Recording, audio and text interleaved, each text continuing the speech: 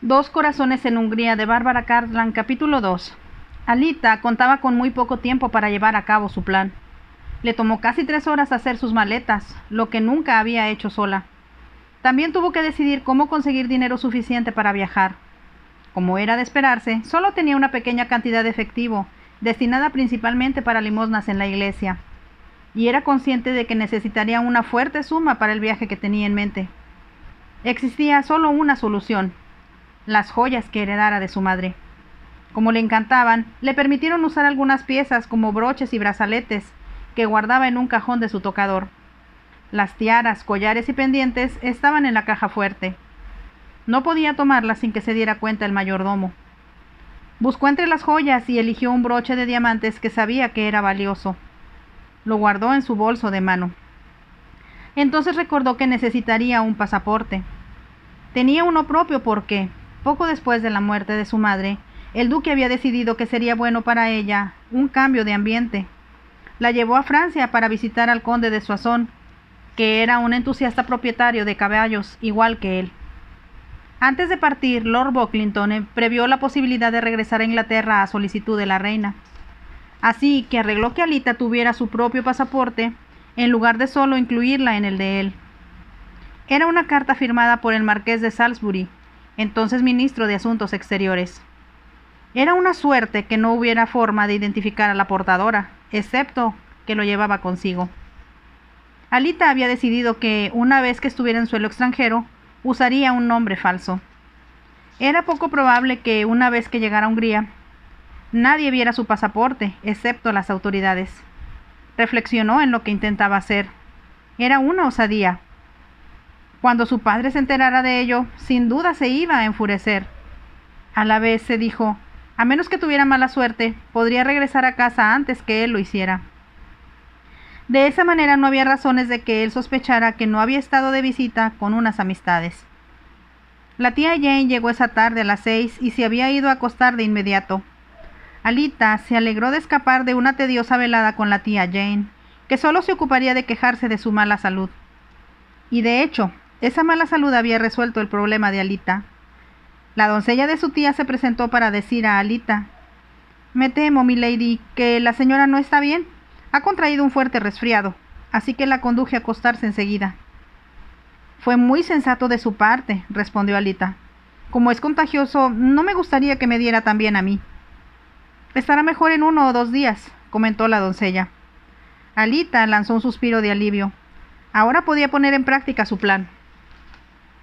Cuando terminó de hacer su equipaje, se sentó para escribir una nota a la tía Jane. Le decía que, como ella estaba enferma, iría a pasar unos días con unas amistades. También dejó una carta para su padre por si él regresaba antes de lo previsto. Como lo amaba, le decía la verdad. Se molestaría, pero, con un poco de suerte, ya su indignación se habría calmado cuando Alita regresara. Miró el reloj. Había terminado todo lo que tenía que hacer. Podía descansar. Se proponía salir poco después que lo hiciera su padre. Por la conversación mantenida durante la cena, sabía que su padre y el señor Heywood partirían juntos en el primer tren de la mañana rumbo a Londres.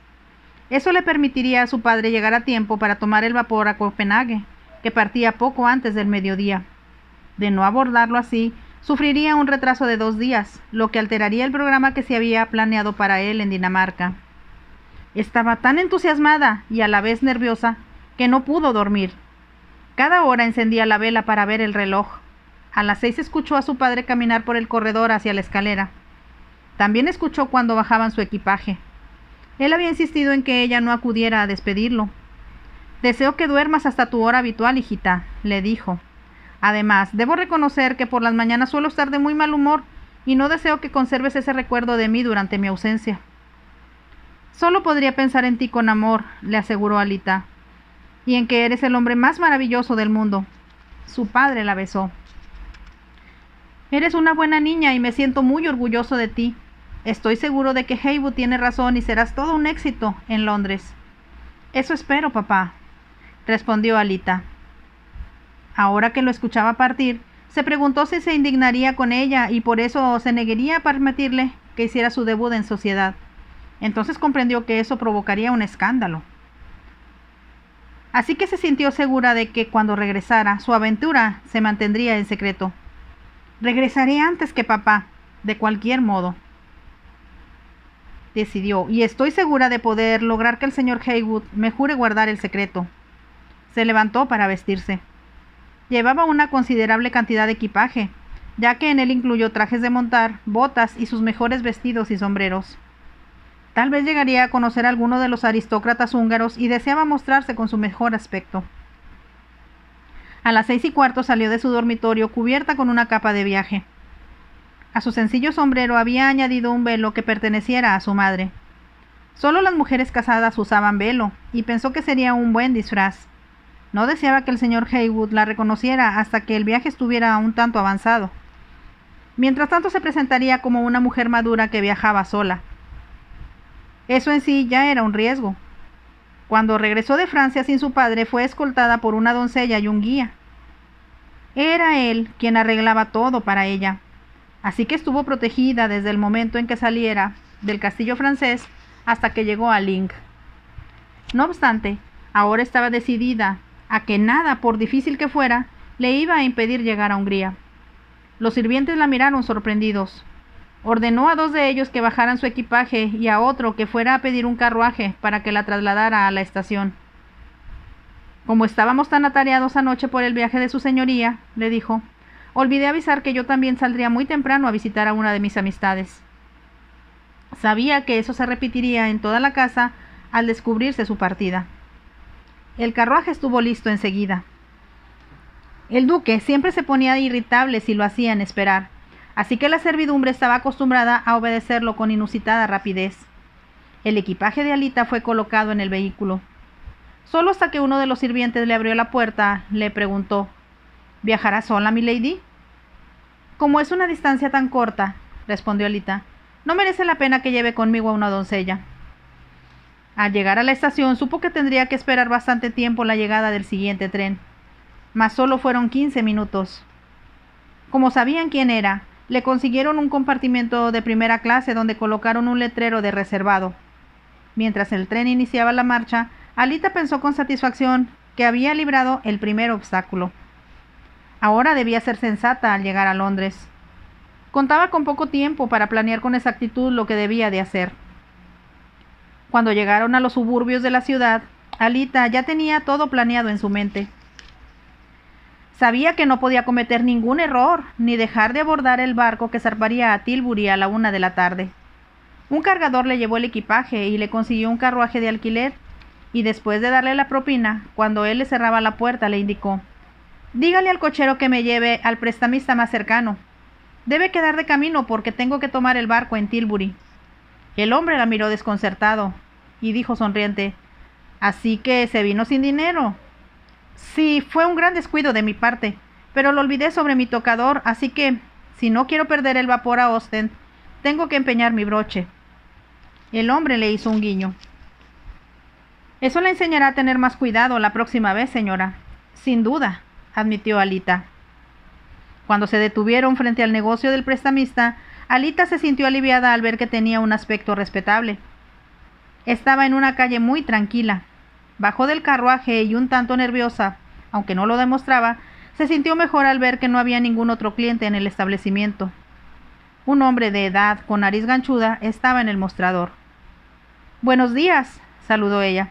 «Deseo empeñar esto por unos días, ya que desafortunadamente dejé mi dinero en casa y debo alcanzar el vapor para Ostend».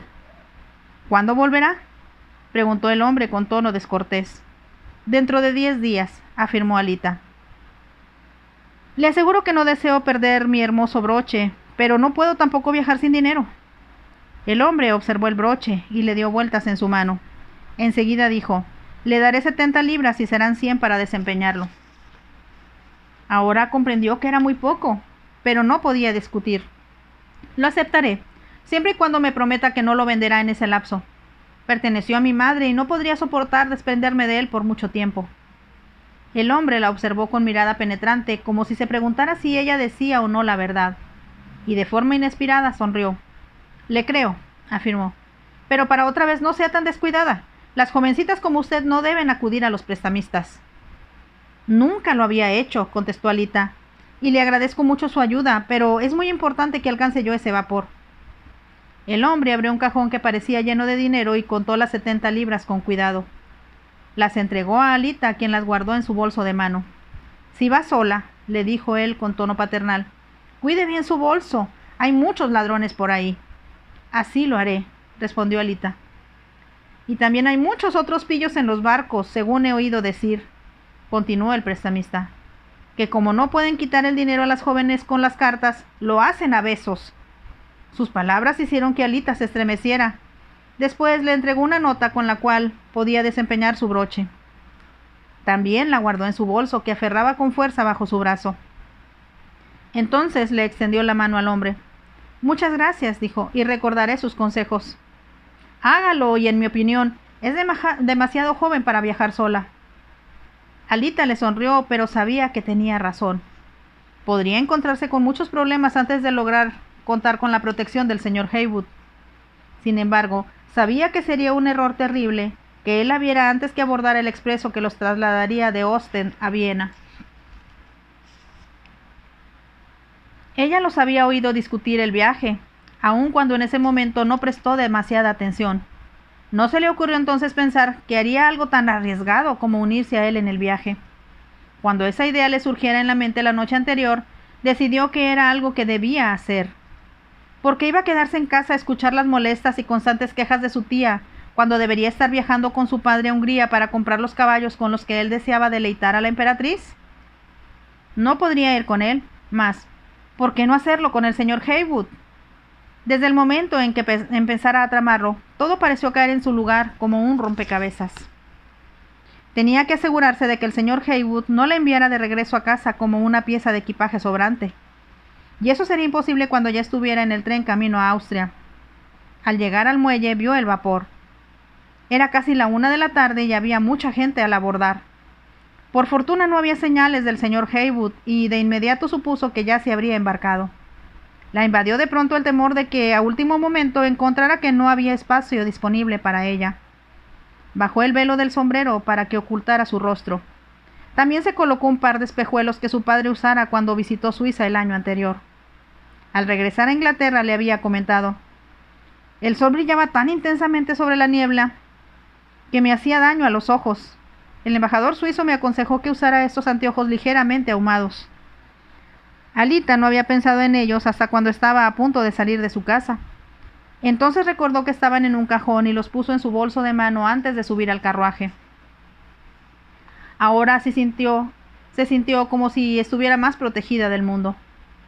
También, si el señor Heywood llegaba a verla, era poco probable que la reconociera. Después que subiera a bordo su equipaje, se dirigió a la oficina de billetes, como sabía que debía hacer, ya que no tenía reservación. Varias personas aguardaban delante de ella. Cuando finalmente le llegó el turno, preguntó si habría algún camarote disponible. Para su alivio, la respuesta fue afirmativa. Eso se debía a que los camarotes eran costosos, y la mayoría de los pasajeros no estaban dispuestos a gastar dinero extra en ellos. Un camarero llevó su equipaje al camarote que le asignaron. Cuando cerró la puerta, Alita pensó con alivio que ahora se encontraba a salvo hasta que llegaran a Ostend. Como cruzó el canal hacia Francia cuando viajó con su padre, sabía que no se marearía. En cuanto el vapor estuvo fuera de la vista de la costa, pensó encantada que había librado el segundo obstáculo con habilidad. He sido lista, se dijo, pero no debo permitir que el señor Heywood me descubra cuando lleguemos a Ostend. Supuso que, como la mayoría de los hombres, él desearía caminar por cubierta y disfrutar de la brisa del mar. Aun cuando les habían asignado el mejor camarote cuando viajó con su padre, él había desechado la idea de permanecer adentro. Detesto estar encerrado, le dijo entonces. Había caminado por cubierta casi todo el tiempo que les llevó cruzar de Dover a Calais. Pero como Alita se ocultaba, decidió permanecer en el camarote. No salió hasta que acudió el camarero para avisarle que debían bajar a tierra el equipaje. Con la cabeza baja, recorrió deprisa el trayecto hasta llegar a donde esperaba el tren para Viena. Como no tenía billete, tuvo que comprarlo antes de subir. De alguna forma eso era una bendición, porque le aseguraba que para entonces el señor Heywood ya estaría instalado en su asiento. Fue costoso el billete de primera clase con dormitorio. Alita pensó que había hecho bien en conseguir suficiente dinero para el viaje. Por supuesto, sabía que el señor Haywood pagaría su regreso. Mas de todos modos, si algo salía mal, ella debía cuidar de sí misma. Sería atemorizante encontrarse en un país extranjero y sin un céntimo. Al final, le dieron su billete. Alita hablaba francés con fluidez. Pudo así preguntar al hombre que llevaba su equipaje cuándo se detendría el tren para que los pasajeros pudieran comer. Le dieron toda la información requerida, pero se dio cuenta de que, a pesar del velo y los anteojos, la miraban con indudable admiración. «Debo tener cuidado», se dijo. No tenía deseos de verse involucrada con ningún pasajero, excepto con el señor Haywood. 10 minutos después, el tren partió. Había librado el tercer obstáculo. Ahora al menos se sentía segura de no ser enviada de regreso vergonzosamente. El siguiente paso era encontrar al señor Haywood. Mucho se había comentado en los periódicos la introducción de vagones con corredores, lo que significaba que los pasajeros podían ir de un vagón a otro. Su padre había desaprobado la idea. Los hombres podrían asustar a las mujeres atractivas, llamando a la puerta o entrando en sus camarotes. Hizo una pausa y continuó con voz severa.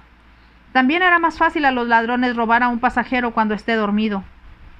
Leí en un periódico, había respondido Alita, que eso significa que un tren que fuera a recorrer una gran distancia podría contar con un vagón comedor y los pasajeros solo cruzarían los corredores para llegar a él. Entonces, uno tendría que comer movido por el vaivén del tren, respondió su padre, lo cual es algo que las mujeres, cuando menos, encontrarán muy incómodo. Sin embargo, en ese momento, Alita pensó que eso facilitaría mucho encontrar al señor Haywood. Sin embargo, como estaban las cosas, tendría que esperar a que llegaran a la estación donde tendrían que bajar para comer. Se quitó el sombrero y se acomodó en el asiento. Al menos tenía el compartimento para ella sola. Pensó en lo incómodo que habría sido tener que viajar con otra gente. Eso hubiera significado permanecer sentada toda la noche, en lugar de poder acostarse. Había leído en los periódicos lo cómodo que era el vagón privado que la reina Victoria tenía, a bordo del cual viajaba a Francia. Su Majestad disfrutaba de un salón contiguo a su dormitorio y un compartimento para el equipaje, donde su doncella dormía en un sofá. Alita pensó que si hubiera estado con su padre, tal vez habrían podido viajar en un vagón privado. Habría sido muy emocionante. De todas maneras, se dijo, estoy en camino y ahora veré los caballos húngaros que tanto emocionan a la emperatriz y que sin duda la dejarán muy complacida cuando vaya a hospedarse a Link. Se dedicó a admirar el paisaje. Se sorprendió mucho al descubrir que el tiempo había transcurrido mucho más rápido de lo que esperaba. Eran ya casi las 6 de la tarde, hora en que se esperaba que se detuviera el tren. Consideró que sería un error no usar el velo y los anteojos hasta que se encontrara con el señor Haywood. Cuando se miró al espejo, se dijo que hasta su padre le resultaría difícil reconocerla. En medio de nubes de humo y con mucho ruido, el tren llegó a una estación y se detuvo. Había mucha gente en la plataforma. Algunos esperaban para abordar el tren y otros para recibir a los viajeros que llegaban en él. Alita esperó unos minutos antes de abrir la puerta de su compartimento. Se aseguró de que el camarero a cargo comprendiera que ella dejaba sus posesiones allí mientras bajaba a cenar. Le agradeció en excelente francés parisino cuando él le aseguró que cuidaría de ellas. Luego caminó hacia el restaurante. Le pareció que todas las mesas estaban ocupadas y no había señas del señor Haywood. Pensó desalentada que tendría que regresar al tren sin cenar. En ese momento, un hombre que estaba sentado en una mesa cerca de la puerta dijo en francés: «¿Hay un lugar disponible, madame?»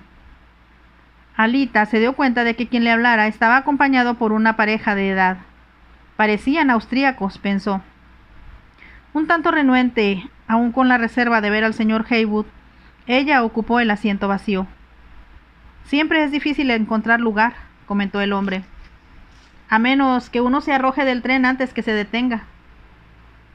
«Se supone que debía haber lugar para toda la gente», respondió Alita con voz fría. La forma en que el desconocido la miraba la hizo comprender que no se había dejado engañar por el disfraz. Como se mostraba cortés y no parecía haber razón para que ella fuera agresiva, le permitió que le sugiriera lo que era mejor del menú. Sin embargo, se negó cuando él la invitó a compartir con él una botella de vino. «No, gracias», contestó ella con tono firme. Comete un error, dijo él. Debes saber que en lugares así es peligroso beber agua. Le dirigió una sonrisa antes de añadir: el vino que ordené proviene de unos famosos viñedos y es excelente. Como le pareció infantil negarse, Alita aceptó una copa. La comida no tardó en llegar. Sin embargo, cuando todavía no había terminado, la pareja, después de cenar poco, pero beber 2 grandes tarros de cerveza, regresó al tren.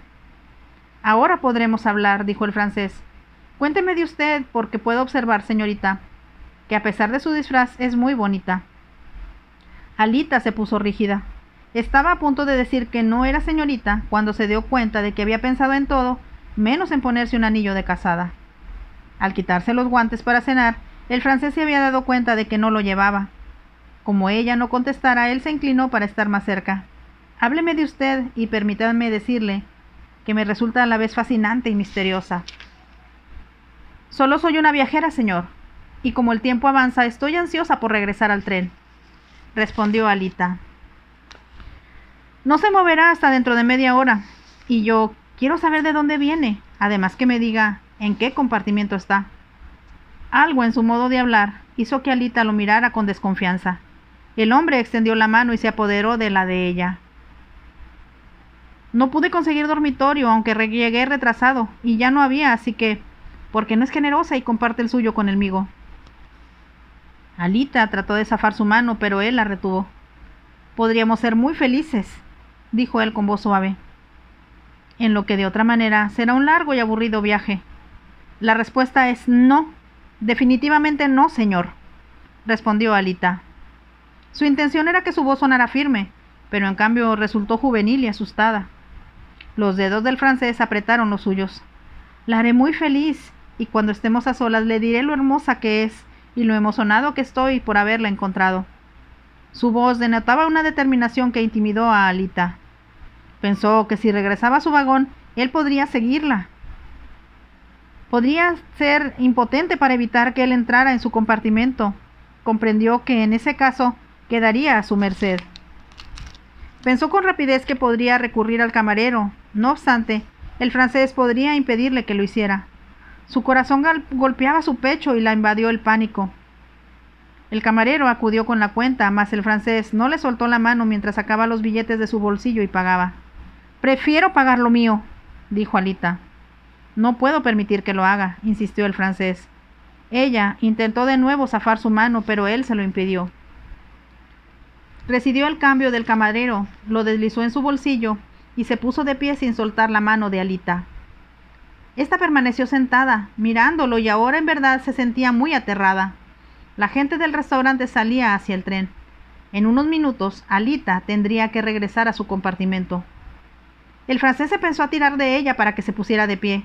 Ella intentó resistirse, mas le fue inútil. Entonces, mientras él se dirigía a la puerta llevando a la prisionera, vio venir del fondo del restaurante una figura que reconoció. Con un movimiento rápido y vigoroso que tomó por sorpresa al francés, ella se zafó de él, se abrió paso entre los pasajeros que se dirigían a la puerta y se abalanzó hacia el señor Haywood. ¡Lo encontré! ¡Lo encontré!, exclamó.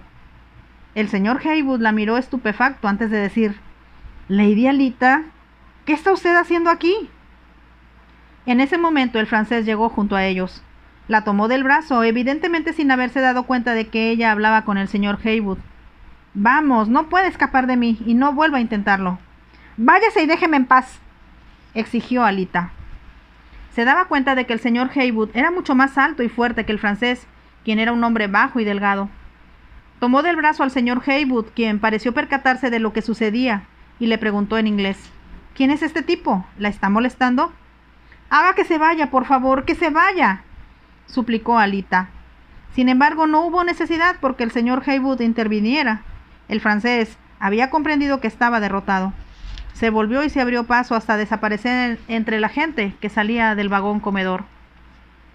Alita lanzó un suspiro de alivio. «Estaba asustada», dijo con voz baja.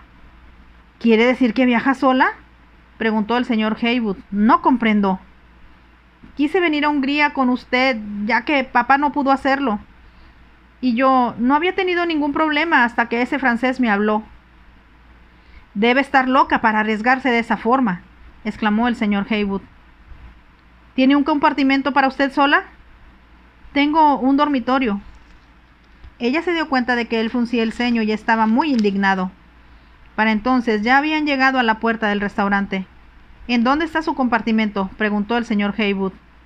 Alita se dirigió hacia él. Vendré a verla en la siguiente parada. No salga para nada hasta entonces. Y después deseo una completa explicación de lo que está sucediendo, dijo él, con una pausa antes de añadir. Considero, Lady Alita, que su señoría se indignaría mucho si supiera de lo que usted está haciendo. Lo comprendo, dijo Alita. Sin embargo, deseaba yo tanto venir con usted a comprar los caballos húngaros para la emperatriz. Debo pensar cómo enviarla de regreso con alguien que la proteja, expresó con tono de preocupación el señor Haywood. No regresaré, protestó Alita, y tengo una idea espléndida, de la que le hablaré cuando tenga tiempo de escucharme. Comprendió por la expresión del rostro del señor Haywood que no era momento adecuado para pedirle que la ayudara. Ya habían llegado al compartimento de ella. Para su tranquilidad, el camarero estaba de pie junto a la puerta. Esperaba para cerrar con llave una vez que Alita estuviera dentro. Este miró al señor Haywood. Estaré a salvo hasta que usted me busque en la siguiente parada. El hombre no respondió. En cambio, con un francés bastante fluido, pero con marcado acento inglés, le dijo al camarero que nadie debía acercarse al compartimento de la joven. Entonces le entregó una propina tan generosa que el camarero se quedó sorprendido. Sin decir nada más a Alita, el señor Haywood se alejó rumbo a su propio compartimento. Estaba en el vagón contiguo, observó ella. Buenas noches, madame, dijo el camarero al cerrar la puerta. Había preparado la cama mientras Alita estaba en el restaurante. Se sentó, sintiéndose temerosa porque el señor Haywood estaba muy indignado. Entonces se dijo que era lo que debió haber esperado. No obstante, no podría hacer nada él. Se vería en la complicada necesidad de llevarla a casa enseguida, lo cual significaría que no podría adquirir los caballos que su padre le encargara. O bien, seguir adelante con el plan de Alita, que había pensado con todo cuidado. Mientras se desvestía, pensó lo afortunada que había sido al encontrarlo. Jamás habría supuesto que alguien se comportara como lo hiciera el francés. Ahora, al pensarlo, comprendió que era una manera muy hábil de conseguirse un cómodo alojamiento sin tener que pagar por él. Tal vez, además de correr una aventura con una mujer bonita, era también un ladrón. Si ella se hubiera visto obligada a soportar su presencia, podría haberle quitado su dinero y las joyas que llevaba consigo.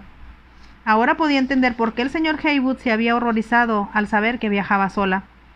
Sin embargo, ya estoy aquí, y le será imposible enviarme de regreso, pensó triunfante. Se metió en la cama y la vibración de las ruedas pronto la arrulló. Cuando Alita despertó ya era de mañana. Recordó que el tren haría un alto para el desayuno y tenía que estar vestida para cuando el señor Haywood acudiera a recogerla. Levantó la persiana. El campo por el que atravesaran era muy hermoso.